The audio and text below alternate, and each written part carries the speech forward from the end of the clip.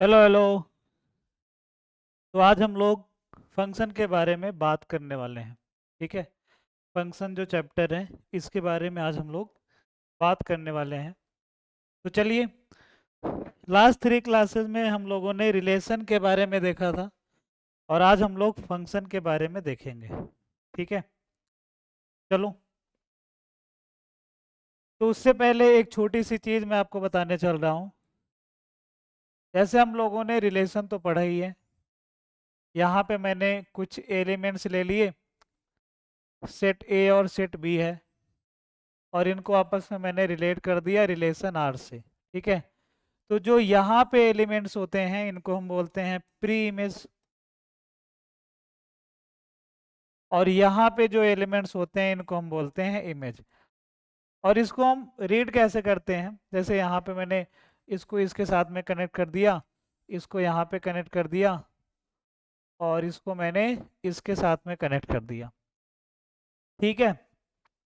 तो इसको हम रीड कैसे करते हैं, जैसे यहाँ पे 1 जो है वो ए के साथ में रिलेट हुआ है। देखो यहाँ पे जो एलिमेंट्स कनेक्ट हुए हैं उन्हीं को हम प्री इमेज या फिर इमेज की कैटेगरी में रखते हैं। तो यहाँ पे जैसे 1 और ए का रिलेशन हो रहा है, तो हम इसको हम कैसे रीड करते हैं, इसको हम रीड करते हैं ऐसे। ध्यान से देखना जरा कि image of one under relation R, under relation R is A, कि 1 की इमेज रिलेशन आर के अंडर क्या मिल रही है, ए के बराबर हमें मिल रही है। 1 की इमेज क्या हो जाएगी, ए हो जाएगी। इसी तरीके से अगर मैं 2 की बात करूं तो आप बोलोगे कि जो 2 की इमेज है वो क्या हो रही है, ए हो रही है और बी हो रही है। तब हम इसको कैसे रीड करेंगे, image of 2 under relation R is ए। इसी तरीके से image of 2 under relation R is B. ठीक है, ऐसे रीड करते हैं। फिर उसके बाद एक टाइप से इसको और हम रीड कर सकते हैं, जैसे प्री इमेज ऑफ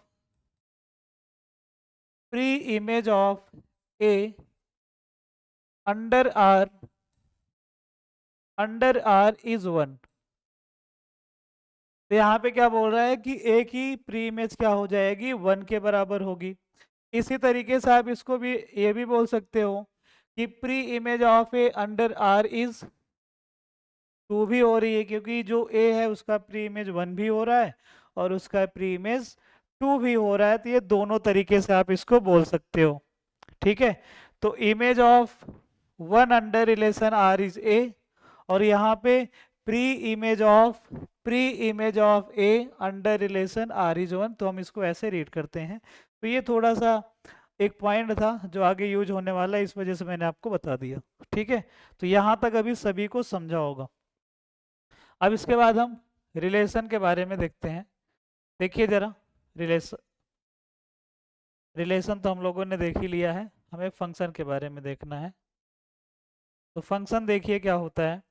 फंक्शन भी एक टाइप का रिलेशन ही है, बस यहाँ पे क्या होगा, एक थोड़ा सा एक्स्ट्रा में कुछ कंडीशंस वगैरह ऐड हो जाएंगी, तब वो जो रिलेशन है वो फंक्शन बन जाएगा। ठीक है।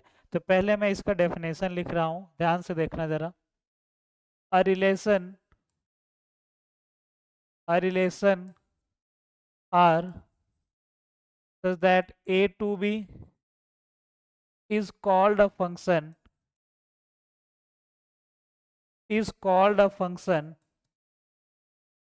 when when तो इसमें दो कंडीशंस आ जाती हैं।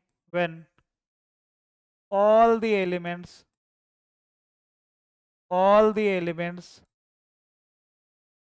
of a is busy। यहाँ पे इसका क्या मतलब है, all the elements of A is busy, मतलब जो सेट ए आपने लिया है, अगर आपने ए से बी में एक रिलेशन डिफाइन किया है, तो जो फर्स्ट वाला सेट होगा उसके सभी एलिमेंट बिजी होने चाहिए। मतलब उसमें कोई भी एलिमेंट ऐसा नहीं होना चाहिए जो खाली बैठे। खाली बैठने का क्या मतलब है यहाँ से, कि वो बी के किसी ना किसी एलिमेंट के साथ में रिलेट होना चाहिए। ऐसा नहीं होना चाहिए कि कोई एलिमेंट ऐसा बच गया जो खाली बैठा हुआ है, मतलब वो रिलेट नहीं हुआ है। तो सभी एलिमेंट ए में जितने भी एलिमेंट हैं वो सभी बी के किसी ना किसी एलिमेंट के साथ में रिलेट होने चाहिए। फर्स्ट वाली कंडीशन तो ये हो गई, ठीक है। All the elements of A should be busy. Second वाला इसमें कंडीशन है,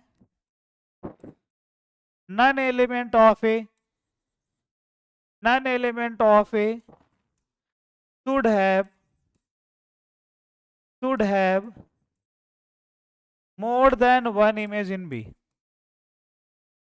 More than one image in B. More than one image in B. मतलब इसका क्या है कि ए में ऐसा कोई भी एलिमेंट नहीं होना चाहिए जिसकी बी में एक से ज्यादा इमेज बन रही हो। ए में कोई भी ऐसा एलिमेंट नहीं होना चाहिए जिसकी बी में एक से ज्यादा इमेज बन रही है, तब वो क्या हो जाएगा, फंक्शन। अगर कोई रिलेशन इन दोनों कंडीशंस को सेटिस्फाई कर गया तब हम उसको क्या बोल देंगे, फंक्शन की कैटेगरी में हम डाल देंगे उसको, ठीक है। तो पहला एक बार मैं फिर से एक्सप्लेन कर रहा हूँ कि ए में जितने भी एलिमेंट हैं वो सभी बिजी होने चाहिए, मतलब ए का कोई भी एलिमेंट खाली नहीं दिखना चाहिए आपको, ठीक है। वो किसी ना किसी के साथ में रिलेट जरूर होना चाहिए। और दूसरी कंडीशन इसमें क्या है कि ए में ऐसा कोई भी एलिमेंट नहीं होना चाहिए जिसकी एक से ज़्यादा इमेज बन रही है। अब अगर कोई रिलेशन इन दोनों कंडीशन को सेटिस्फाई कर रहा है तब हम उसको क्या बोलेंगे, फंक्शन बोलेंगे। जैसे एक दो एग्जांपल देखते हैं। एग्जांपल देखते हैं। यहाँ पे जैसे मैंने ले लिया सेट ए हो गया, 1 2 3 हो गया, ठीक है। और सेट बी मैंने ले लिया ABC। तो ए से बी में मैंने एक रिलेशन डिफाइन किया है, ठीक है। और मैं आप यहाँ पे कुछ इनको मैं रिलेट कर दे रहा हूँ, ऐसे रिलेट कर दिया मैंने। और मैं आपसे पूछ रहा हूँ कि बताइए फंक्शन होगा कि नहीं। तब ये फंक्शन होगा कि नहीं वो हम कैसे चेक करेंगे, इन दोनों कंडीशंस को और सेटिस्फाई करके देखेंगे। अगर दोनों कंडीशन सेटिस्फाई हो जा रही हैं तब ये क्या हो जाएगा, फंक्शन हो जाएगा। अगर इनमें से एक भी कंडीशन सेटिस्फाई नहीं हुई तब वो फंक्शन नहीं होगा, ठीक है। तो पहले फर्स्ट वाला कंडीशन देखते हैं। तो फर्स्ट वाला कंडीशन इन्होंने बोल के रखा है कि ए के सभी एलिमेंट बिजी होने चाहिए, मतलब ए के सभी एलिमेंट बी के किसी ना किसी एलिमेंट के साथ में रिलेट जरूर होने चाहिए। तो यहाँ पे हमें दिख रहा है कि 1 भी रिलेट हो रहा है, 2 भी रिलेट हो रहा है, 3 भी रिलेट हो रहा है। तो फर्स्ट वाली कंडीशन तो सेटिस्फाई कर गई, ठीक है। अब उसके बाद हमें सेकंड वाली कंडीशन देखना है। तो सेकंड वाली कंडीशन में क्या है कि ए में ऐसा कोई भी एलिमेंट नहीं होना चाहिए जिसकी बी में एक से ज्यादा इमेज बने, ठीक है।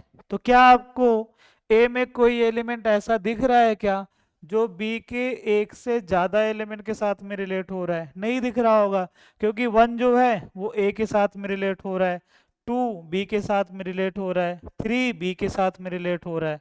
तो यहाँ पे कोई भी एलिमेंट ऐसा नहीं है, ए में ऐसा कोई भी एलिमेंट नहीं है जो बी के एक से ज्यादा एलिमेंट के साथ में रिलेट हो रहा है। तब यहाँ पे सेकंड वाली कंडीशन भी सेटिस्फाई हो गई। और अगर दोनों कंडीशन सेटिस्फाई हो गई तब ये क्या हो जाएगा, फंक्शन हो जाएगा। तब ये जो रिलेशन आपने लिया था ये क्या हो गया, अभी फंक्शन हो गया। सेकंड वाला एग्जांपल देखते हैं, एक और देखते हैं एग्जांपल। जैसे मैंने ये ले लिया 1 2 3, फिर ABC, इनको आपस में मैंने रिलेट कर दिया, यहाँ पे आ गया ऐसे कुछ, ठीक है। इधर ए आ गया, यहाँ पे बी आ गया और ये रिलेशन हो गया। अब आपको बताना है कि जो आपने ये रिलेशन लिया है ये फंक्शन होगा कि नहीं होगा। तो फिर से हम क्या करेंगे, जो अभी मैंने कंडीशंस बताई दोनों उसी को हमें चेक करना है। तो पहले क्या चेक करेंगे कि क्या ए में जितने भी एलिमेंट है वो सभी बिजी हैं क्या। तो हमें दिख रहा है कि 1 भी रिलेट हो रहा है, 2 भी रिलेट हो रहा है, 3 भी रिलेट हो रहा है। तब तो ए के सभी एलिमेंट बिजी हो रहे हैं, तो फर्स्ट वाली कंडीशन सेटिस्फाई कर गई, ठीक है। अब उसके बाद हमें सेकंड वाली कंडीशन चेक करना है तो सेकंड वाली कंडीशन में इन्होंने क्या बोल के रखा है कि ए में ऐसा कोई भी एलिमेंट नहीं होना चाहिए जो एक से ज़्यादा एलिमेंट के साथ में कनेक्ट हो रहा हो। तो आपको यहाँ पे क्लियर तो हो गया होगा कि ये फंक्शन नहीं होगा। क्यों नहीं होगा? क्योंकि यहाँ पे जो 2 है वो बी के साथ में भी रिलेट हुआ है और सी के साथ में भी रिलेट हुआ है। तो हमें ए में एक ऐसा एलिमेंट मिल गया जो बी के एक से ज्यादा एलिमेंट के साथ में रिलेट हो रहा है, तब ये फंक्शन नहीं होगा। तो यहाँ पे सेकंड वाली कंडीशन सेटिस्फाई नहीं हुई, तब ये फंक्शन नहीं होगा। तब ये फंक्शन नहीं होगा। तब ये फंक्शन नहीं होगा। ठीक है। अब इसके बाद थर्ड वाला देखते हैं, एक और एग्जांपल। थर्ड वाला देखते हैं एक और एग्जांपल। जैसे मैंने यहाँ पे ले लिया, फिर से ही बना दिया 1 2 3 ABC, फिर उनको मैं आपस में रिलेट कर दिया। ए हो गया, यहाँ पे बी हो गया, ये रिलेशन आर से रिलेट हुए हैं। 1 हो गया, देन यहाँ पे 2 हो गया। ठीक है। तब आपको ये बताना है कि फंक्शन है कि नहीं है। तब ये ऑब्वियसली में फंक्शन नहीं दिख रहा है, क्योंकि ए में एक एलिमेंट ऐसा दिख गया आपको जो बी के किसी भी एलिमेंट के साथ में रिलेट नहीं हो रहा है, तब ये फंक्शन नहीं होगा। ठीक है। तो यहाँ पे फर्स्ट वाली कंडीशन ही सेटिस्फाई नहीं हुई, तब ये फंक्शन नहीं होगा। तो यहाँ तक सभी को समझ आया होगा कि अगर हमें कभी ये चेक करना है कि बताइए फंक्शन होगा कि नहीं होगा, तब आप कैसे चेक करोगे कि पहले तो ये देख लो सेट ए में जितने भी एलिमेंट हैं क्या वो सभी बिजी हैं क्या। अगर वो बिजी है तो फर्स्ट वाली कंडीशन सेटिस्फाई हो गई। फिर उसके बाद आपको चेक करना है क्या सेट ए में कोई ऐसा एलिमेंट है जो इसकी एक से ज़्यादा इमेज बन रही है क्या। तो अगर ऐसा एक से ज़्यादा इमेज बन रही होगी तब वो फंक्शन नहीं होगा, क्योंकि वहां पे क्या हो गया, सेकेंड वाली कंडीशन सेटिस्फाई नहीं हो रही है। ठीक है। तो एक दो क्वेश्चन इस पे देख लेते हैं जल्दी से। ये वाला क्वेश्चन, तो फर्स्ट वाला इसमें हम देखते हैं। बताइए कि जो ए से बी में आपने रिलेशन डिफाइन किया, ये फंक्शन होगा कि नहीं होगा। तो फर्स्ट वाला अगर आप देखोगे तो ए के सभी एलिमेंट हमें क्या दिख रहे हैं, बिजी दिख रहे हैं। और ए में कोई भी एलिमेंट ऐसा नहीं है जिसकी एक से ज्यादा इमेज बन रही है, तब ये फंक्शन हो जाएगा। सेकेंड वाला ऐसे ही देखो, ए के सभी एलिमेंट आपको बिजी दिख रहे हैं और ए में कोई भी एलिमेंट ऐसा नहीं है जिसकी एक से ज़्यादा इमेज बन रही है, तब ये भी फंक्शन हो जाएगा। थर्ड वाला देखो, थर्ड वाला देखिए, ए के सभी एलिमेंट आपको बिजी दिख रहे हैं और ए में कोई भी एलिमेंट ऐसा नहीं दिख रहा है जिसकी एक से ज़्यादा इमेज हो रही है। अब देखो यहाँ पे कई लोगों को डाउट होता है कि सर 2 और 3 तो बी के साथ में रिलेट हो रहे हैं। ठीक है। ठीक है। तो ये क्या हो रहा है कि बी के एलिमेंट एक से ज्यादा के साथ में रिलेट हो सकते हैं, कोई दिक्कत नहीं है। ए का कोई भी एलिमेंट बी के एक से ज्यादा के साथ में रिलेट नहीं होना चाहिए। बी का एलिमेंट ए के एक से ज्यादा एलिमेंट के साथ में रिलेट हो सकता है, उससे हमें कोई प्रॉब्लम नहीं है। ठीक है। क्योंकि मैंने जो कंडीशंस अप्लाई की है वो सेट ए के ऊपर अप्लाई किया। अगर आपने रिलेशन ए से बी में डिफाइन किया है तो मैंने सेट ए के ऊपर कंडीशन अप्लाई की है। जो फर्स्ट वाला सेट होगा उसके ऊपर मैंने कंडीशंस अप्लाई की है, सेकंड वाले सेट के ऊपर कोई भी कंडीशन नहीं है। ठीक है। तब ये भी क्या हो जाएगा, फंक्शन हो जाएगा। यहाँ पे ये फंक्शन होगा क्या, ये तो नहीं होगा, क्योंकि हमें यहाँ पे एक एलिमेंट ऐसा दिख गया जो बी के एक से ज्यादा एलिमेंट के साथ में रिलेट हो रहा है, तब ये फंक्शन नहीं होगा। ठीक है। तो ये वाला फंक्शन नहीं होगा। ठीक है। तो ये वाला आपका फंक्शन नहीं होगा। ठीक है। तो यहाँ तक सभी को क्लियर हुआ होगा कि फंक्शन कैसे होगा और फंक्शन कैसे नहीं होगा। तो आपको क्या ध्यान रखना है, सिंपली ये ध्यान रखना है कि ए के सभी एलिमेंट बिजी होने चाहिए और ए में कोई भी एलिमेंट ऐसा नहीं होना चाहिए जिसकी एक से ज्यादा इमेज बन रही हो, तब वो फंक्शन हो जाएगा। ठीक है। अब इसमें एक दो इंपॉर्टेंट चीजें हैं बहुत। जैसे अगर आपने ये पता कर लिया कि कोई रिलेशन फंक्शन हो गया, ठीक है, आपने ये पता कर लिया कि कोई रिलेशन फंक्शन हो गया, जैसे यहाँ पे मैंने एक रिलेशन बनाया और वो फंक्शन हो गया, तो यहाँ पे हम क्या लिख देंगे, एफ लिख देंगे। और मैंने इसको ऐसे मान लेते हैं कि रिलेट कर दिया। ठीक है, ऐसे एक रिलेशन आपने बनाया जो कि फंक्शन हो गया है। ठीक है, देख रहे हो ये फंक्शन हो रहा है। अब इसको हम कैसे रीड करते हैं, ये जो होता है इसको हम बोलते हैं इनपुट। जो फर्स्ट वाला सेट होगा उसके जितने भी एलिमेंट है उसको हम बोलते हैं इनपुट। और जो सेकंड वाला सेट होगा इसके जो एलिमेंट्स रिलेट हो रहे हैं उसको हम बोलते हैं आउटपुट। और इसको हम कैसे रीड करते हैं, इसको हम ऐसे रीड करते हैं कि इमेज ऑफ, जैसे अभी मैंने रिलेशन में आपको बताया था, image of 1 under F is ए। इसी तरीके से image of 2 under F is b. Under F का क्या मतलब है, जो आपने यहाँ पे फंक्शन लिया है, जैसे वहां पे मैंने रिलेशन लिया था तब हम लोग क्या लिख रहे थे, अंडर आर लिख रहे थे। तो आर के अंडर में जो ए की इमेज होगी वो जो जो भी आपको मिल रही थी वहां पे, यहाँ पे क्या हो रहा है, फंक्शन एफ आपने लिया है तो अंडर एफ आपको लिखना पड़ेगा, image of 1 under F is ए। ठीक है, तो ए की इमेज क्या हो रही है, ए मतलब 1 की इमेज ए हो रही है, ऐसे ही 2 की इमेज सी हो रही है। और इसको हम लिखते कैसे हैं, इसको हम ऐसे लिख सकते हैं कि एफ ऑफ 1 इक्वल्स टू ए हो जाएगा। ये इनपुट की तरह काम करेगा कि यहाँ पे जो भी फंक्शन है अगर आपने उसमें 1 रखा तब वो आपको आउटपुट कितना मिल जाएगा, ए के बराबर मिलेगा। इसी तरीके से इसको आप लिख सकते हो एफ ऑफ 2, इसकी वैल्यू क्या हो जाएगी, 2 के बराबर हो जाएगी। तो कहने का मतलब यहाँ पे क्या है कि अगर आपने फंक्शन में 2 पुट किया है तब उसका आउटपुट कितना मिल जाएगा, बी के बराबर मिल जाएगा। सेम ऐसे ही अगर आपने 3 पुट किया, सॉरी यहाँ पे मैंने कुछ गलत लिखा है, 2 का जो इमेज है वो सी है, सॉरी थोड़ा सा चेंज कर लो, है ना, क्योंकि यहाँ पे जो 2 है वो किसके साथ में रिलेट हुआ है, वो आपका सी के साथ में रिलेट हुआ है। यहाँ पे सी आएगा, यहाँ पे भी सी आएगा।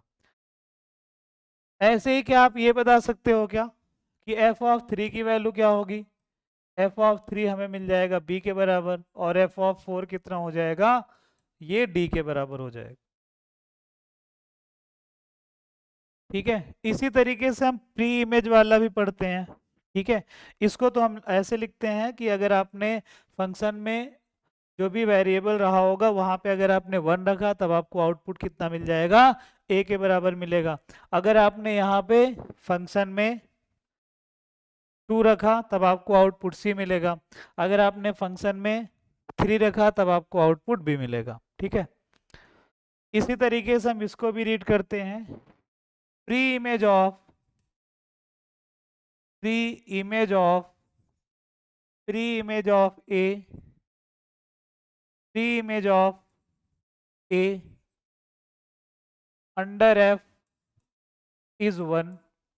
सेम ऐसे ही pre image of B under F is क्या हो जाएगा, बी की प्री इमेज 3 हो जाएगी। ऐसे इसके आगे भी आप लिख सकते हो। ठीक है, तब आपको यहाँ तक क्लियर हुआ होगा कि जो फर्स्ट वाला यहाँ पे एलिमेंट है उसको हम, फर्स्ट वाला जो भी सेट है उसके एलिमेंट जो रिलेट हुए हैं उसको हम क्या बोलते हैं, प्री इमेज बोलेंगे। और जो सेकंड वाला राइट हैंड साइड में आपको सेट दिख रहा है उसके जो भी एलिमेंट रिलेट हो रहे हैं उसको हम क्या बोलेंगे, उसको हम बोलते हैं इमेज बोलते हैं। ठीक है,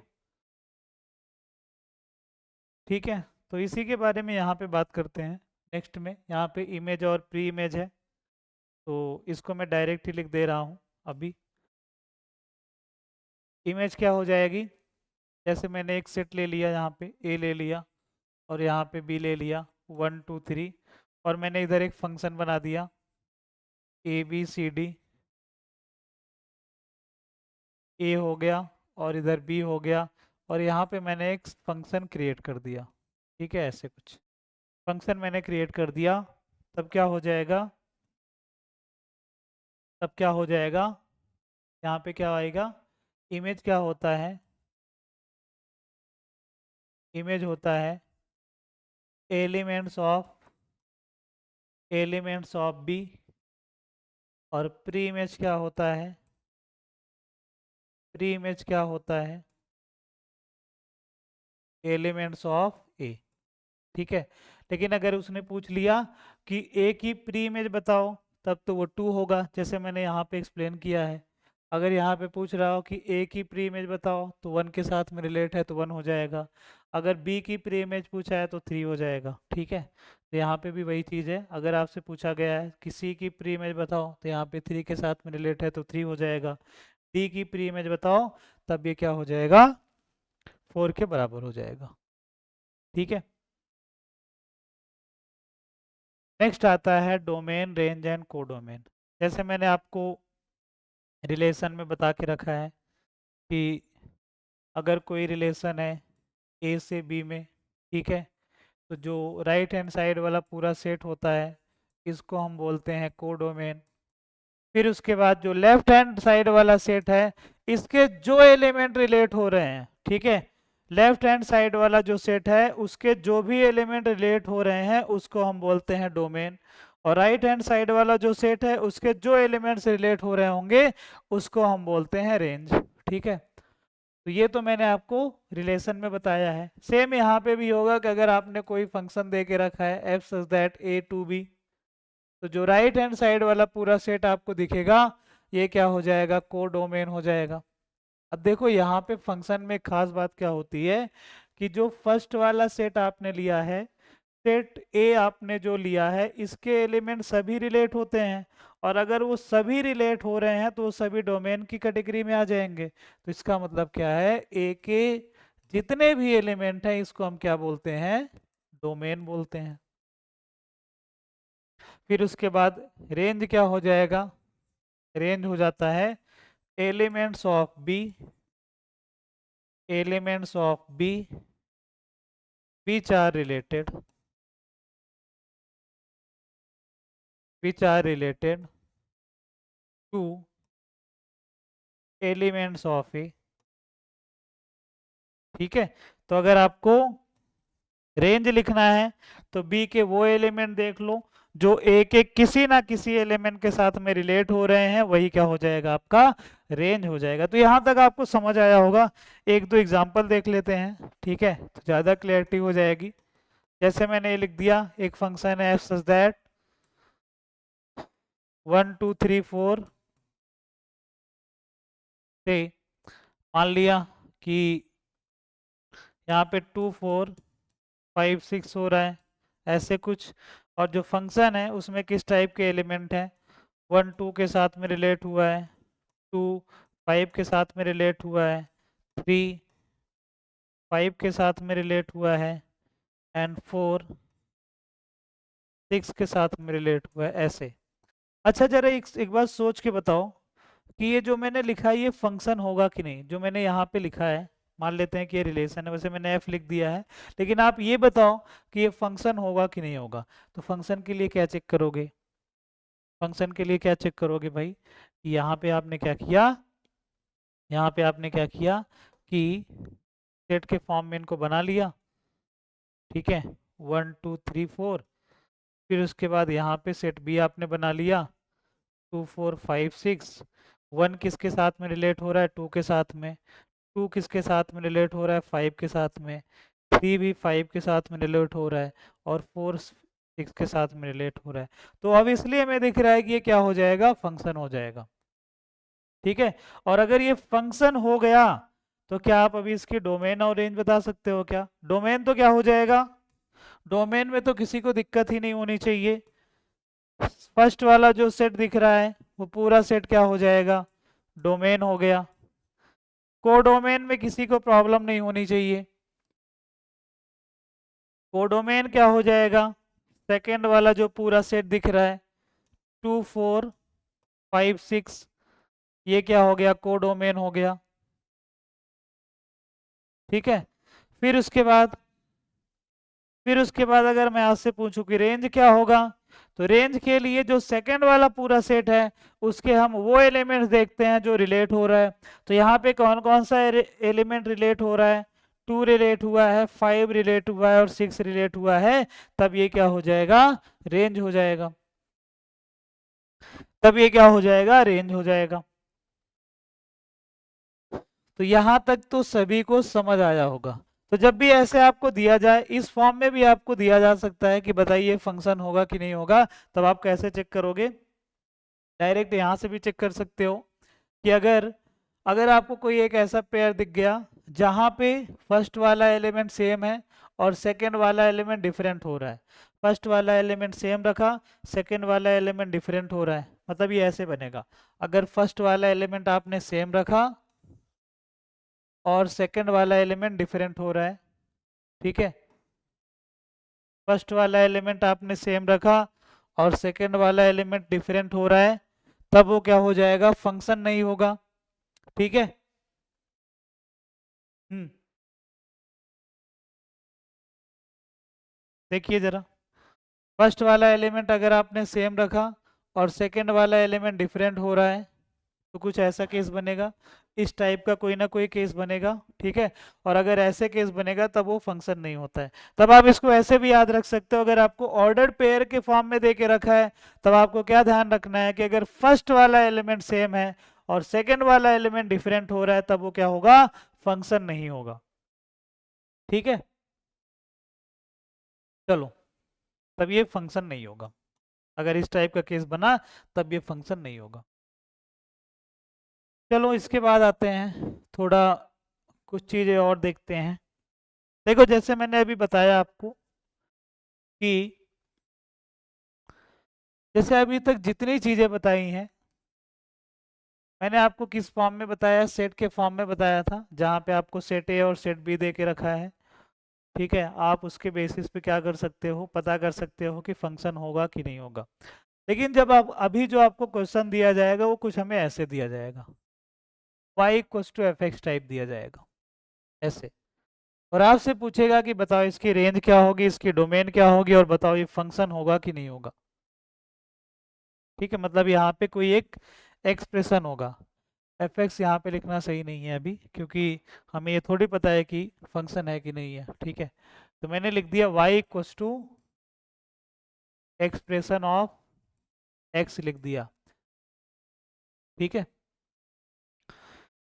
तो अभी मैंने थोड़ी देर पहले बताया कि हम इसको ऐसे लिख सकते हैं, F of a equals to b. अगर मैंने ऐसे लिखा है F of a equals to b, तो इसका मतलब क्या है कि यहाँ पे जो इनपुट होगा, जो फर्स्ट वाला एलिमेंट होगा, वो क्या हो जाएगा, ए हो जाएगा, और जो सेकंड वाला एलिमेंट होगा वो बी हो जाएगा। ठीक है।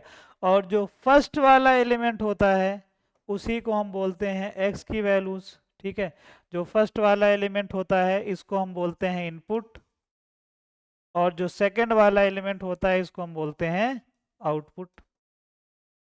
तो यहाँ पे जो इनपुट होता है वो हमें एक्स के फॉर्म में मिलता है, और जो आउटपुट होता है वो हमें वाई के फॉर्म में मिलता है। इनपुट जो होगा वो एक्स के फॉर्म में मिलता है, और आउटपुट जो है वाई के फॉर्म में मिलता है। ठीक है। तो जरा सोच के बताइए, अगर एक एक्स की वैल्यू पे दो वाई की वैल्यूज हमें मिल रही हैं,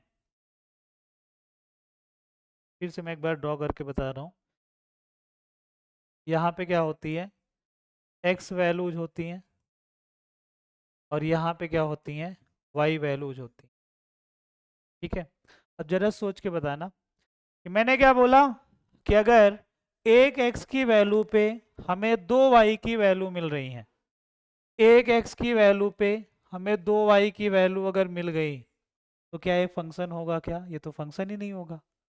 ठीक है। तब आपको ये चीज़ भी ध्यान रखनी है कि अगर एक एक्स की वैल्यू पे हमें दो वाई की वैल्यूज मिल रही हैं, तब भी वो फंक्शन नहीं होगा। तो ये चीज़ भी हमें ध्यान रखनी है। ठीक है।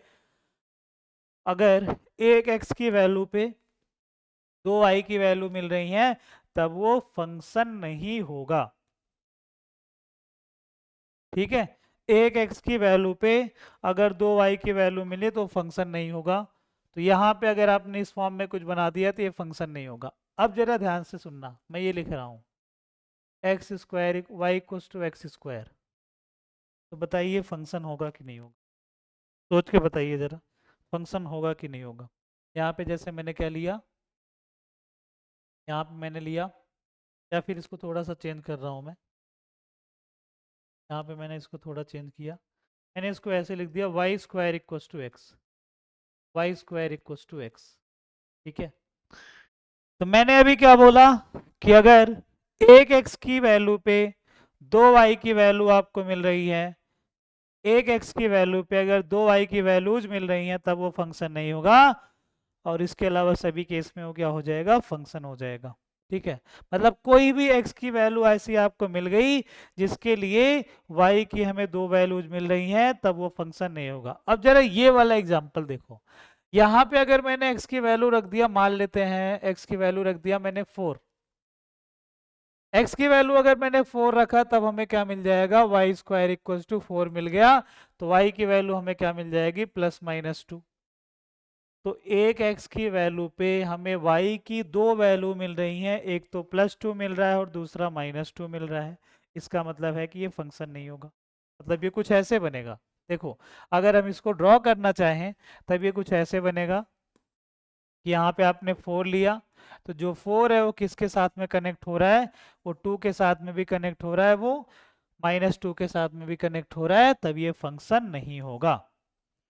तो जब भी आपको ऐसे सवाल दिए जाएं, एक्स और वाई के टर्म में दिया जाए, ठीक है, और आपसे पूछ रहा है कि बताइए फंक्शन होगा कि नहीं होगा, तब आपको क्या देखना है कि क्या कोई एक्स की वैल्यू ऐसी है जिसपे हमें वाई की दो वैल्यू मिल रही है क्या। अगर एक भी एक्स की वैल्यू ऐसी मिल गई जिसपे हमें वाई की दो वैल्यू मिल रही है, तब वो फंक्शन नहीं होगा। एक भी वैल्यू आपको ऐसी मिल गई, एक भी एक्स की वैल्यू ऐसी मिल गई, एक भी एक्स की वैल्यू ऐसी मिल गई जिसपे हमें वाई की दो वैल्यूज मिल रही है, तब वो फंक्शन नहीं होगा। ठीक है, तो ये चीज आपको ध्यान रखनी है। चलो, अब इसके बाद आते हैं वर्टिकल लाइन टेस्ट पे। वर्टिकल लाइन टेस्ट का यूज हम कब करते हैं, जब हमें ग्राफ वगैरह दे के रखा है। ठीक है, अगर हमें ग्राफ वगैरह दे के रखा है और आपसे पूछ रहा है कि बताइए फंक्शन होगा कि नहीं होगा, तब आप वर्टिकल लाइन टेस्ट का यूज कर सकते हो। पहले तो मैं इसका मेथड बता रहा हूँ क्या करना है आपको, फिर उसके बाद एक्सप्लेन करूंगा कि ऐसा क्यों होता है। ठीक है, तो वर्टिकल लाइन टेस्ट में क्या होता है, फर्स्ट स्टेप आपको इसमें करना है, draw all possible lines, all all possible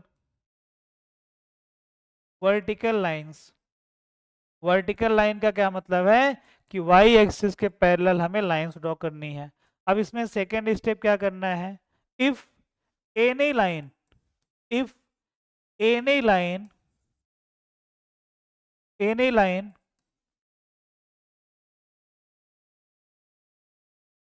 पहले ये मैं लिख दे रहा हूं, फिर उसके बाद एक्सप्लेन करता हूं। ठीक है,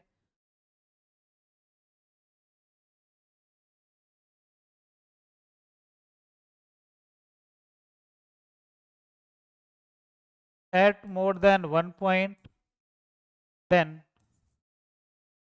then it is not a function, not a function, otherwise function, otherwise function।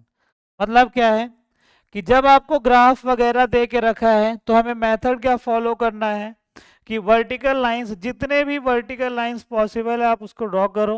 अगर एक भी वर्टिकल लाइन आपको ऐसी मिल गई जो ग्राफ को एक से ज्यादा पॉइंट पे कट कर रही है, जो ग्राफ को एक से ज्यादा पॉइंट पे कट कर रही है, तब वो फंक्शन नहीं होगा, अदरवाइज फंक्शन हो जाएगा। अगर ग्राफ को केवल एक ही पॉइंट पे कट कर रही है तब वो क्या होगा, फंक्शन हो जाएगा। ठीक है, जैसे एग्जांपल के लिए यहाँ पे मैंने लिया एग्जांपल,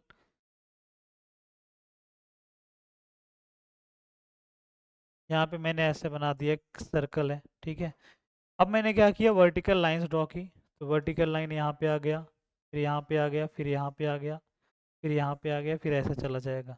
ठीक है, तो अभी आपको क्या दिख रहा है कि हमें एक लाइन ऐसी दिख गई यहाँ पे हमें एक ऐसी लाइन दिख गई जो ग्राफ को एक से ज्यादा पॉइंट पे कट कर रही है। जैसे यहाँ पे आप देख रहे हो, ये वाली जो लाइन दिख रही है वो ग्राफ को एक से ज्यादा पॉइंट पे कट कर रही है। अगर आपको एक भी वर्टिकल लाइन ऐसी दिख गई जो ग्राफ को एक से ज्यादा पॉइंट पे कट कर रही है, तब वो फंक्शन नहीं होगा।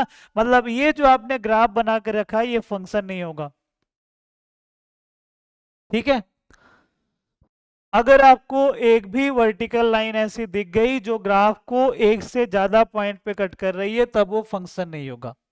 अब ऐसा क्यों होता है, ध्यान से सुनना।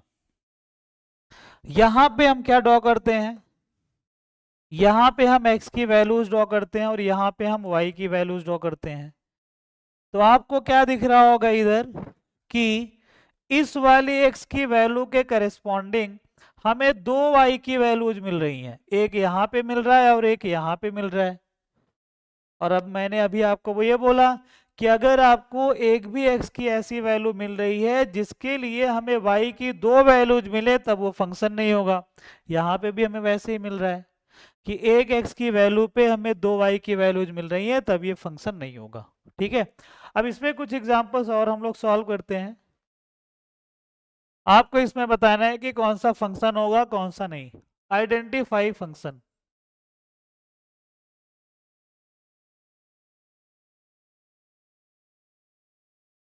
फर्स्ट वाला मैंने लिखा, जैसे ये बना दिया। ठीक है।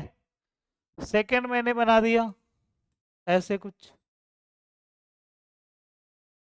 अब ये जो मैं यहाँ पे ग्राफ बना रहा हूँ, ऐसे कोई रैंडम ग्राफ नहीं बना रहा हूँ, इन सभी की इक्वेशंस होती हैं, आगे आप इन सभी को पढ़ोगे। ठीक है।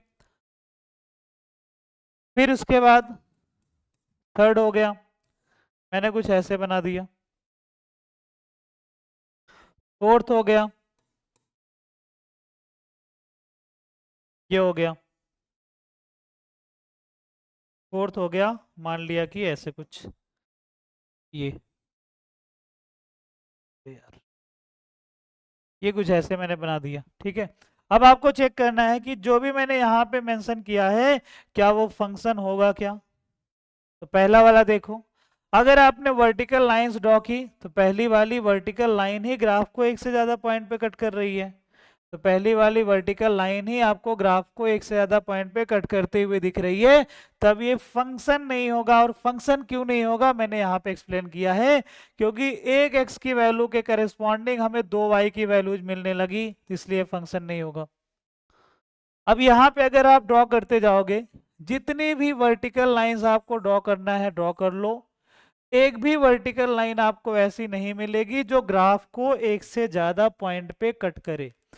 और अगर आपको एक भी वर्टिकल लाइन ऐसी नहीं दिख रही है जो ग्राफ को एक से ज्यादा पॉइंट पे कट कर रही है, तब वो क्या हो जाएगा, फंक्शन होगा। तो ये वाला तो फंक्शन हो जाएगा। सेम यहाँ पे देखो थर्ड वाले में, अगर आप वर्टिकल लाइंस ड्रॉ करते जाओगे तो आपको एक भी लाइन ऐसी नहीं मिल रही है जो ग्राफ को एक से ज्यादा पॉइंट पे कट जो ग्राफ को एक से ज्यादा पॉइंट पे कट कर रही है, तब ये क्या हो जाएगा, ये भी फंक्शन हो जाएगा। ठीक है। सेम यहाँ पे भी, यहाँ पे अगर मैंने वर्टिकल लाइंस ऐसे ड्रॉ की तो ये भी ग्राफ को एक से ज़्यादा पॉइंट पे कट नहीं कर रही है, तो ये भी क्या हो जाएगा, फंक्शन हो जाएगा। तो जब भी आपको ऐसे ग्राफ वगैरह के फॉर्म में चीज़ें दे के रखी हैं और आपसे पूछ रहा है कि बताइए फंक्शन होगा कि नहीं होगा, तब आपको क्या करना है, वर्टिकल लाइंस ड्रॉ करनी है। अगर एक भी ऐसी लाइन मिल गई, एक भी लाइन ऐसी मिल गई जो ग्राफ को एक से ज़्यादा पॉइंट पे कट कर रही है, तब वो फंक्शन नहीं होगा, अदरवाइज वो फंक्शन हो जाएगा। ठीक है। यहाँ तक तो क्लियर ही हुआ होगा सभी को। अगर इस अभी तक में कुछ भी किसी को डाउट है तो पूछ सकते हो।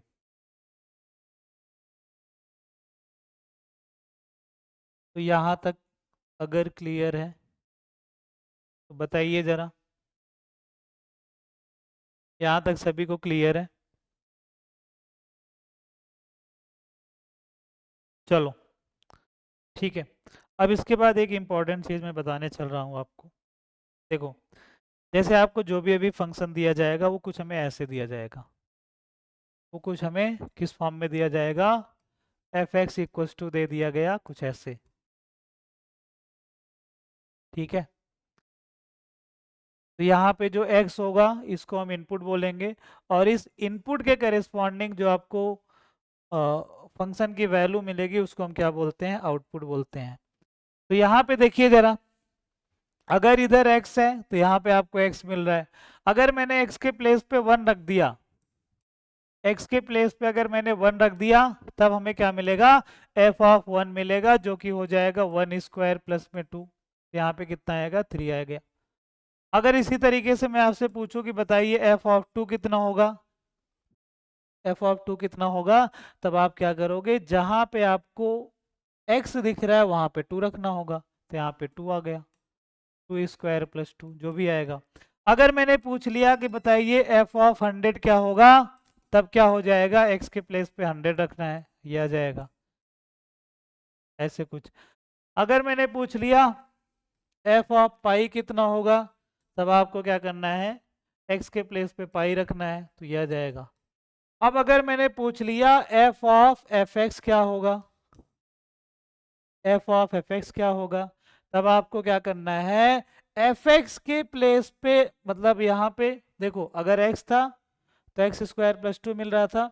अब हमें यहाँ पे x के प्लेस पे एफ एक्स रखना है, तो अगर आपने x के प्लेस पे एफ एक्स रखा तब हमें ये मिल जाएगा, एफ एक्स का स्क्वायर प्लस में 2 मिल जाएगा, ठीक है। और एफ एक्स के प्लेस पे फिर से आप ये रख सकते हो, यहाँ पे क्या मिल जाएगा, x square plus 2 whole square plus में 2 आ जाएगा। तो अगर आपको एफ एक्स दे के रखा है, ठीक है, और उसने एफ ऑफ 2 पूछा है, एफ ऑफ एफ एक्स पूछा है, या फिर कुछ भी पूछ के रखा है, जैसे यहाँ पे मैंने एफ ऑफ एफ एक्स पूछ लिया, तो x के प्लेस पे हमें क्या दिखने लगा, एफ एक्स दिखने लगा, तो मैंने x के प्लेस पे एफ एक्स रख दिया, तो ये मिल गया। फिर एफ एक्स के प्लेस पे एक्स स्क्वायर प्लस 2 तो वही जाएगा, तो ये मिल गया, ठीक है। तो ये चीज़ आपको ध्यान रखनी है। चलो इस पे एक दो क्वेश्चन करते हैं। जैसे यहाँ पे हमें दे के रखा है, हमें क्या दे के रखा है, एफ एक्स दे के रखा है, और आपसे ये तीनों चीज़ें पूछी गई है, ठीक है। तो पहला तो काफ़ी इजी है, फर्स्ट वाला क्या हो जाएगा, हमें एफ ऑफ 2 चाहिए, तो एक्स के प्लेस पे 2 रख दो, एक्स इक्वल टू 2 रख दोगे तो हमें एफ ऑफ 2 मिल जाएगा, जो कि क्या आ जाएगा, एक्स के प्लेस पे 2 रख दिया तो हमें ये मिल गया, 2/3 मिल जाएगा। सेकेंड वाला देखिए, हमें क्या चाहिए, एफ ऑफ एफ एक्स चाहिए। तो जैसे आपने यहाँ पे किया था अभी ना, यहाँ पे जैसे आपने किया था कि अगर हमें एफ ऑफ एफ एक्स चाहिए तो एक्स के प्लेस पे हमें क्या रखना है, एफ एक्स रखना है। तो अगर आपने यहाँ पे एक्स के प्लेस पे एफ एक्स रखा, एक्स के प्लेस पे हमें क्या रखना है, एफ एक्स रखना है, तो क्या बनेगा, यहाँ पे पुट कर देना है, तो हमें मिल जाएगा एफ ऑफ एफ एक्स। तो अगर आपने यहाँ पे x रखा है तो जहाँ जहाँ इधर x दिखेगा वहाँ पे भी रखना पड़ेगा, तो एफ एक्स अपॉन में आ जाएगा 1 प्लस एफ एक्स, ये मिल गया। अब इसको हम थोड़ा सिंप्लीफाई कर लेते हैं, ठीक है। तो हमें क्या मिल रहा है, एफ ऑफ, हमें क्या मिल जाएगा, F of F x equals to दिख रहा है F x upon 1 plus F x.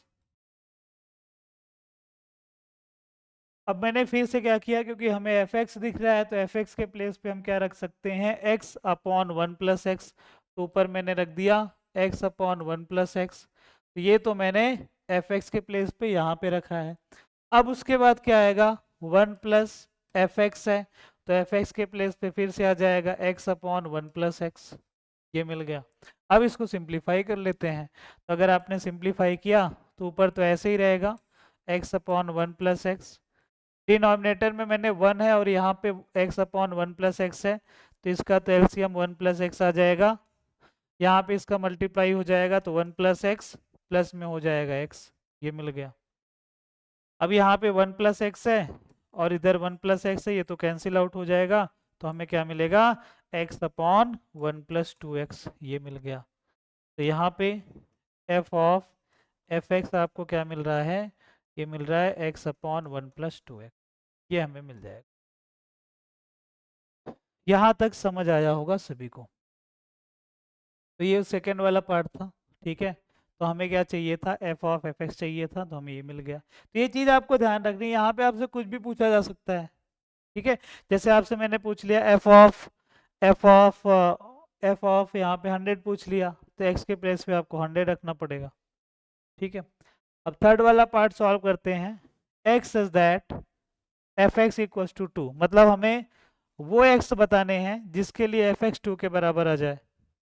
तो हमें क्या करना होगा, एफ एक्स को,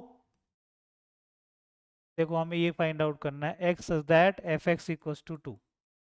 इसका मतलब क्या होता है, इसका मतलब ये है कि हमें वो एक्स बताने हैं जिसके लिए एफ एक्स की वैल्यू 2 के बराबर है। तो यहाँ पे एफ एक्स को आपको 2 रखना पड़ेगा, तो एफ एक्स इक्वल्स टू 2 हो गया। तो एफ एक्स के प्लेस पे एक्स अपॉन 1 प्लस एक्स आ जाएगा, ये आ गया। क्रॉस मल्टीप्लाई करा के हमें एक्स की वैल्यू पता कर लेनी है, तो ये आ जाएगा, ठीक है। तो यहाँ पे x minus two x equals to आ गया 2, तो माइनस एक्स इक्वल्स टू कितना आएगा, 2 आ गया। तो x की वैल्यू आ जाएगी -2 के बराबर। तो यहाँ पे x की वैल्यू क्या आ गई, -2 के बराबर आपको मिलेगा, ठीक है। तो यहाँ तक सभी को समझा होगा। तो इसमें अगर किसी को कुछ भी डाउट है तो अभी पूछ सकते हो, या फिर हम इसके बाद आगे बढ़ते हैं। तो नेक्स्ट वाला क्वेश्चन इस पे हम सॉल्व करते हैं। देखिए ज़रा, ये वाला क्वेश्चन काफ़ी अच्छा क्वेश्चन है, ठीक है। तो हमें एफ एक्स दे के रखा है log 1 plus x upon 1 minus x. Then हमें प्रूव करना है F of 2x upon 1 plus x square, जो है वो 2 इंटू में एफ एक्स के बराबर आएगी। तो देखिए ज़रा कैसे करेंगे।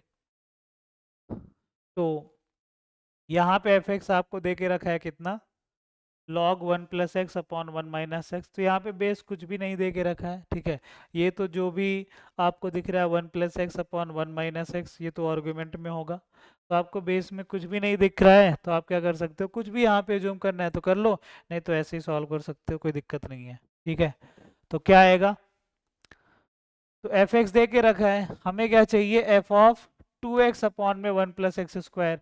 तो हमें x के प्लेस पे क्या रखना होगा, 2x upon 1 plus x square, ठीक है। तो अगर आपने x के प्लेस पे 2x अपॉन में 1 प्लस एक्स स्क्वायर रखा, तो राइट हैंड साइड में भी वही चीज आपको करनी पड़ेगी, x के प्लेस पे 2x upon 1 plus x square रखना पड़ेगा। तो यहाँ पे मिल जाएगा 1 plus 2x upon 1 plus x square, division में आएगा 1 minus 2x upon 1 plus x square. तो ये मिल गया। अब इसको हमें सिंप्लीफाई करना है, तो यहाँ पे क्या आएगा, देखिए जरा, ऊपर वाले को अगर आपने सिंप्लीफाई किया तो क्या मिलेगा, 1 plus x square plus 2x upon 1 plus x square. Denominator को अगर आपने सिंप्लीफाई किया तब हमें क्या मिलेगा, 1 plus x square minus 2x upon में आएगा 1 प्लस एक्स स्क्वायर। तो ये 1 प्लस एक्स स्क्वायर से 1 प्लस एक्स स्क्वायर तो कैंसिल आउट हो जाएगा। सो हमें क्या मिलेगा इसके बाद, log 1 plus x square plus 2x upon में आ जाएगा 1 plus x square minus 2x, ये आपको मिल गया, ठीक है।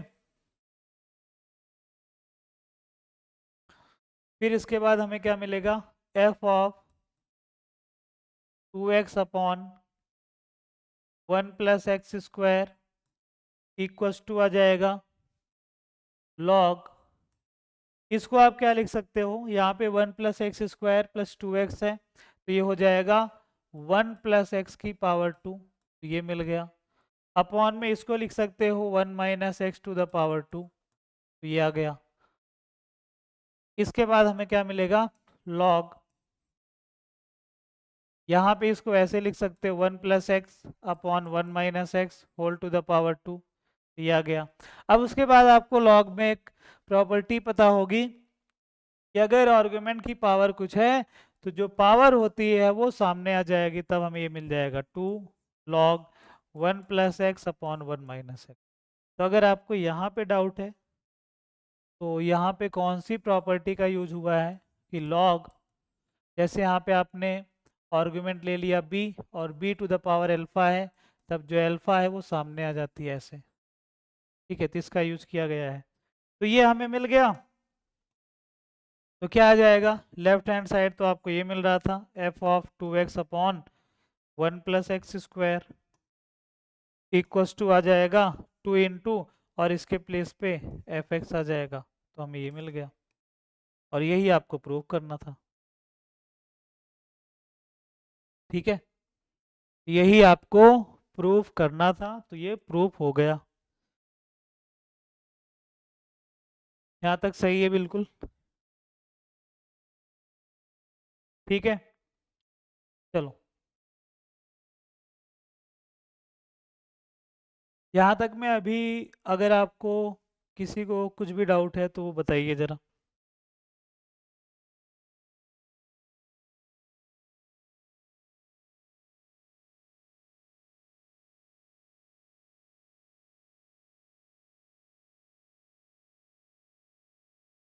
चलो, अब इसके बाद आते हैं टाइप्स ऑफ फंक्शन पे। टाइप्स ऑफ फंक्शन में हमें जो फर्स्ट वाला पढ़ना है वो पॉलिनोमियल फंक्शन पढ़ना है, और पॉलिनोमियल फंक्शन आपने पहले भी पढ़ा होगा। ठीक है, आपने 9th और 10th में पढ़ा होगा पॉलिनोमियल फंक्शन क्या होता है। ठीक है, तो पॉलिनोमियल फंक्शन आपने पढ़ा होगा, इस फॉर्म में आता है F of x equals to a naught x to the power n plus a n minus one x to the power n minus one plus, यहाँ पे ए नॉट से स्टार्ट किया तो इसको ए वन बोल दो, a one x to the power n minus one plus a two x to the power n minus two, and ऐसे कहाँ तक जाएगा, ए एन तक जाएगा। यहाँ पे कुछ कंडीशंस होती हैं तब ये पॉलिनोमियल फंक्शन बन जाएगा, कि जो ये x के साथ में मल्टीप्लाई में आपको दिख रहा है a one a two a three up to a n, ये सभी क्या होते हैं, कॉन्स्टेंट्स होते हैं। एंड जो n है वो क्या होना चाहिए, एक होल नंबर होना चाहिए। ठीक है, तो अगर आपको कोई भी एक्सप्रेशन इस फॉर्म में दिख रहा है, कोई भी एक्सप्रेशन अगर आपको इस फॉर्म में दिख रहा है, तो वो क्या हो जाएगा, पॉलिनोमियल फंक्शन हो जाएगा, प्रोवाइडेड कि यहाँ पे जो x के साथ में मल्टीप्लाई में दिख रहा है वो सभी कांस्टेंट होने चाहिए, और जो यहाँ पे वेरिएबल की पावर दिख रही है, वेरिएबल क्या है, इधर x है, तो x की जो आपको पावर दिख रही है वो होल नंबर होनी चाहिए, वो हर जगह पे होल नंबर होनी चाहिए, तभी हम उसको पॉलिनोमियल फंक्शन बोलेंगे। अगर ऐसा नहीं है तब वो पॉलिनोमियल फंक्शन नहीं होगा।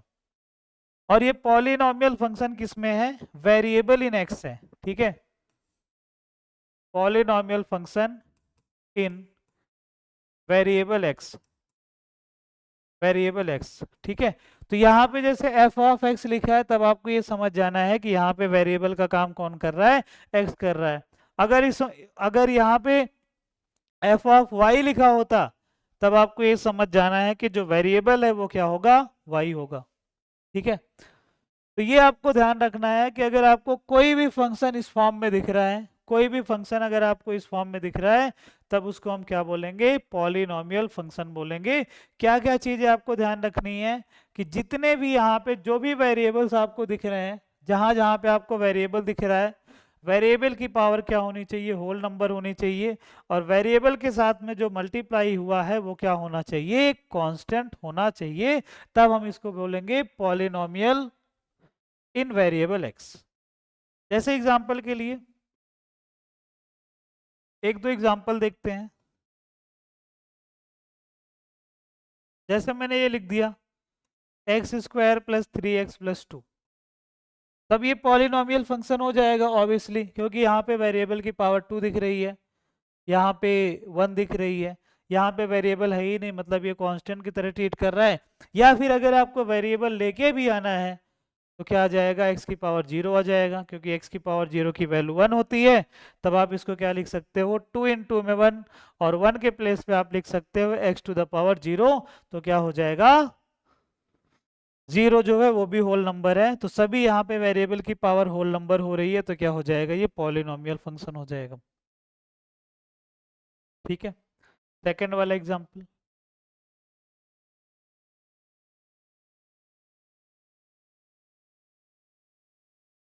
X to the power 4 plus x square plus x to the power 3/2 plus 2।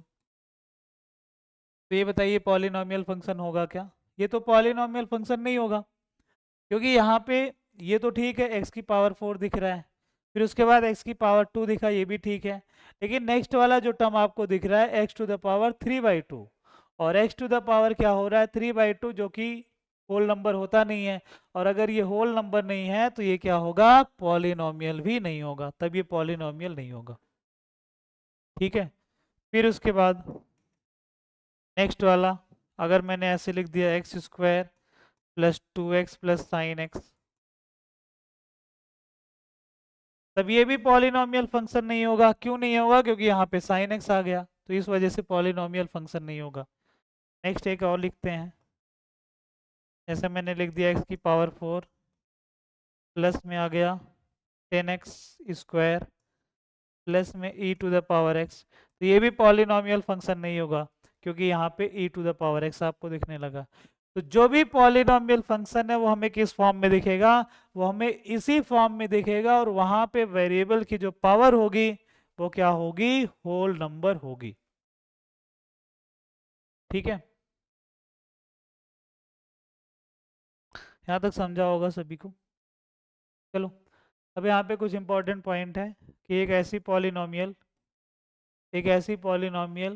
जिसका लीडिंग जो कोएफिशिएंट है 1 के बराबर है, उसको मोनिक पॉलिनोमियल बोलते हैं। लीडिंग कोएफिशिएंट का क्या मतलब है, कि जो यहाँ पे हाईएस्ट पावर वाला टर्म होगा उसका जो भी कोएफिशिएंट होगा, जैसे यहाँ पे हाईएस्ट पावर वाला टर्म आपको 2 दिख रहा है, तो इसका इसका जो कोएफिशिएंट है 1 हो रहा है, तो इसका लीडिंग कोएफिशिएंट क्या हो जाएगा, 1 के बराबर। तो लीडिंग कोएफिशिएंट क्या होता है, हाईएस्ट डिग्री वाला जो भी टर्म है, हाईएस्ट पावर वाला जो भी टर्म है, उसी को हम क्या बोलते हैं, लीडिंग कोएफिशिएंट बोलते हैं। ठीक है, तो अगर लीडिंग कोएफिशिएंट 1 के बराबर हो रहा है, तब हम उसको क्या बोलेंगे, मोनिक पॉलिनोमियल बोलेंगे। ये आपको नाम याद रखना है। ठीक है, फिर उसके बाद polynomial function is always continuous. जो भी पॉलिनोमियल फंक्शन होगा, अभी हम एक दो फंक्शन का ग्राफ भी देखेंगे। ठीक है, तो जो भी पॉलिनोमियल फंक्शन होगा वो हमेशा ही क्या होगा, कंटिन्यूअस होगा, वो हमेशा ही कंटिन्यूअस हो जाएगा। फिर उसके बाद अगर कोई और डिग्री का पॉलिनोमियल है तो उसकी रेंज हमेशा क्या आएगी, आर के बराबर आएगी। ये पॉइंट्स आपको अभी ध्यान रखने हैं, अभी आगे मैं आपको एक्सप्लेन करने वाला हूँ। ठीक है, चलो, जैसे अगर हमें इसका ग्राफ बनाना है,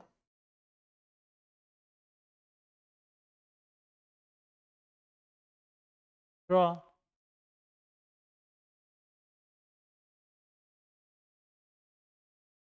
ग्राफ ऑफ, फर्स्ट है F x equals to x square, second second यहाँ पे f x equals to x cube. इन दोनों का हमें जैसे ग्राफ बनाना है। ठीक है, तो ग्राफ बनाने के लिए सिंपल सा फंडा क्या होता है कि x की वैल्यूज़ कुछ लो, उनके करेस्पॉन्डिंग हमें y की वैल्यूज मिल जाएंगी, तो आप उनको एक्स वाई प्लेन में ड्रॉ कर लो, देन उसके बाद उनको फ्री हैंडली ज्वाइन कर दो, तो जो ग्राफ बनेगा वही क्या हो जाएगा, उस फंक्शन का ग्राफ होता है। ठीक है, तो यहाँ पे जो एफ एक्स है इसको हम y की तरह भी ट्रीट कर सकते हैं, तो बेसिकली क्या लिखा है, y equals to x square. तो अभी मैं कुछ पॉइंट्स यहाँ पे लिख रहा हूँ। ठीक है, यहाँ पे मैंने x ले लिया, इधर मैंने y ले लिया। तो अगर आपने x की वैल्यू 0 लिया तो y की वैल्यू 0, x की वैल्यू -1 लिया तो y की वैल्यू 1, x की वैल्यू 1 लिया तब भी y की वैल्यू 1, x की वैल्यू 2 लिया तो y की वैल्यू 4 आ जाएगी, x की वैल्यू -2 ले लिया तो y की वैल्यू तब भी 4 आएगी। तब इसका ग्राफ कैसे बनेगा, इसका ग्राफ कुछ ऐसे बनेगा। यहाँ पे इनको ड्रॉ कर लो पॉइंट्स को। ठीक है, तो इधर x हो गया और यहाँ पे y हो गया। तो इधर मान लिया 0 है, यहाँ पे 1 है, यहाँ पे 2 है, फिर इधर -1 है, यहाँ पे -2 है, से किया गया। अब उसके बाद 0 पे y की वैल्यू 0 मिल रही है, मतलब ग्राफ यहाँ से स्टार्ट होगा। फिर उसके बाद यहाँ पे मैंने बना लिया, मान लेते हैं ये 1 है, यहाँ पे मैंने मान लिया कि ये 1 है, 2 है, 3 है, 4 है, ऐसा कुछ। तो 0 पे वैल्यू 0 आ रही है, 1 पे वैल्यू कितनी आ रही है, 1 पे वैल्यू 1 के बराबर आ रही है, यहाँ पे आ जाएगा फिर पॉइंट, 1 पे वैल्यू 1 आ गई। फिर उसके बाद -1 पे भी वैल्यू 1 के बराबर आ रही है, तो यहाँ पे पॉइंट आ गया। फिर उसके बाद 2 पे वैल्यू 4 आ रही है, तो आपको यहाँ पे पॉइंट मिल जाएगा। -2 पे वैल्यू भी 4 आ रही है, तब आपको यहाँ पे मिल जाएगा। तो -2 पे वैल्यू भी 4 आ रही है, ठीक है, इसको मार्क कर देते हैं, 1 हो गया, 2 हो गया, 3 हो गया, 4 हो गया, ठीक है। -2 पे वैल्यू भी 4 आ रही है, 2 पे वैल्यू भी 4 आ रही है, तो ये मार्क कर दिया। अब इसको फ्री हैंडली ज्वाइन कर दो, तो यही क्या हो जाएगा, y = x² का ग्राफ। तो आपको 5 पॉइंट्स मिले हैं, इन सभी को ज्वाइन कर दो, तो आपको कुछ ऐसा मिले, ठीक है। तो ये हो जाएगा, इस पॉलिनोमियल का ग्राफ हो जाएगा, यहाँ पे ऐसे कुछ। इसको थोड़ा मैं शिफ्ट कर देता हूँ इससे,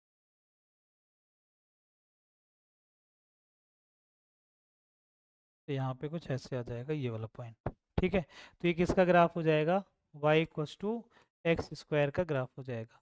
तो ये वाला ग्राफ का जो नेचर है वो भी आपको ध्यान रखना है, ठीक है। ये वाला क्वेश्चन आप लोग सॉल्व करना, और नेक्स्ट क्लास में हम लोग यहीं से स्टार्ट करेंगे, ठीक है। ठीक है, तो थैंक यू।